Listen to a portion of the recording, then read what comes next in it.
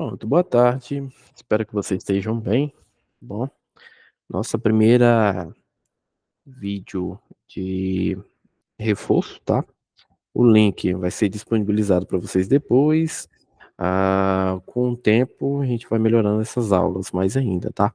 Então, como teste na nossa primeira aula, vocês relevem alguns passos de grafia, tá? Porque a mesa aqui eu estou ainda me adaptando com esse sistema de escrita. Então, algumas palavras vão ficar meio estranhas, mas acredito eu que vocês conseguem entender. Bom, para a nossa primeira questão aqui de reforço, eu trouxe uma questão que caiu na nossa prova de química, tá? Então, vou ler o enunciado e vou detalhando aqui passo a passo. Então, para o enunciado, ele apresenta o seguinte texto. Considerem as... Eita. Considere as seguintes entalpias de formação em kJ por mol, tá? Vou grifar aqui essa unidade de medida, que significa, para criar um composto desse aqui, eu preciso gastar uma certa quantidade de energia para cada uma molécula.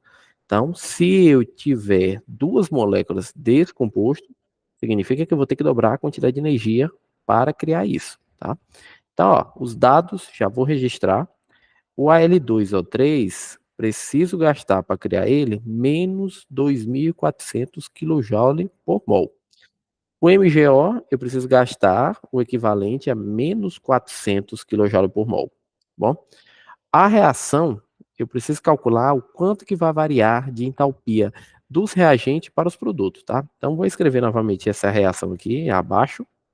MgO mais o Al para formar o Mg mais o Al2O3. Bom, tá aqui nossa primeira reação. Essa reação, conforme vocês estão vendo aí, ela não está balanceada. Dito isso, a mesma quantidade de letras que apresenta do lado esquerdo da seta não condiz com o lado direito. Então a gente vai ter que fazer esse balanceamento. O balanceamento é bastante simples. O que vocês vão fazer? Vocês vão escrever novamente os compostos, os conjuntos desses compostos embaixo, até a mesma quantidade de um lado ficar equivalente com o outro. Bom, então para isso, ó, eu vou começar aqui pelo sistema de balanceamento por tentativa, seguindo essa nomenclatura aqui, ó.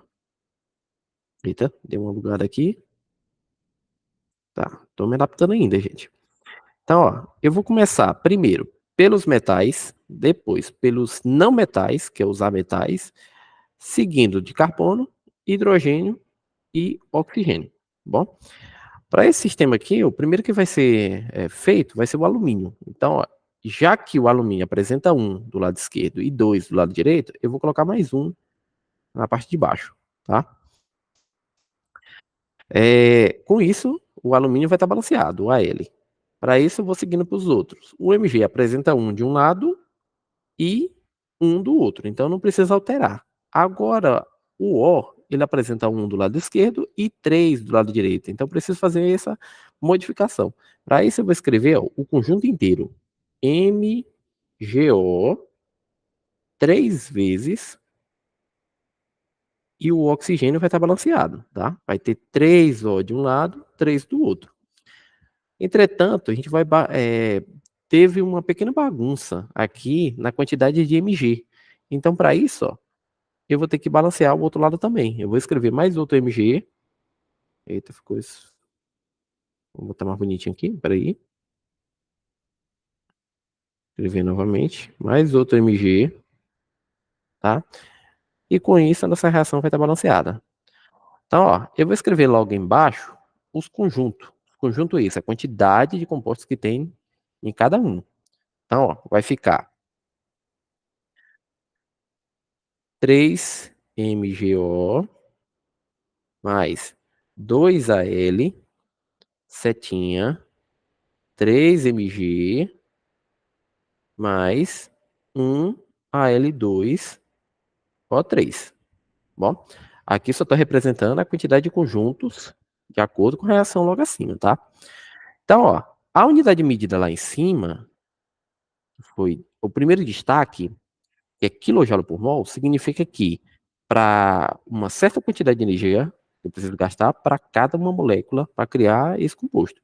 Então, para isso, ó, eu vou colocar os valores aqui de entalpia de cada um embaixo da reação. O MgO, eu vou colocar aqui, ó, o valor de menos 400, tá? E vou multiplicar pela quantidade. No caso, 3. Então, 3 vezes menos 400. O alumínio, que é o Al, já que não apresenta valor na questão, eu vou colocar 2 vezes 0, já que não apresenta valor para ele. E vou seguindo a setinha, 3 vezes 0 de novo, porque não tem um valor de Mg, mais 1 vezes o valor de Al2O3, que é menos 2.400. Então, representa ele aqui juntamente com o sinal, tá? Não esqueça os valores, não esqueça os sinais nos seus devidos locais, tá?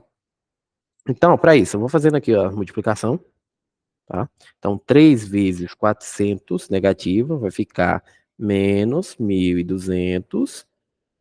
Vou anulando esses aqui, porque 2 vezes 0 vai dar 0 e 3 vezes 0 vai dar 0 também. Então, já não preciso escrever novamente.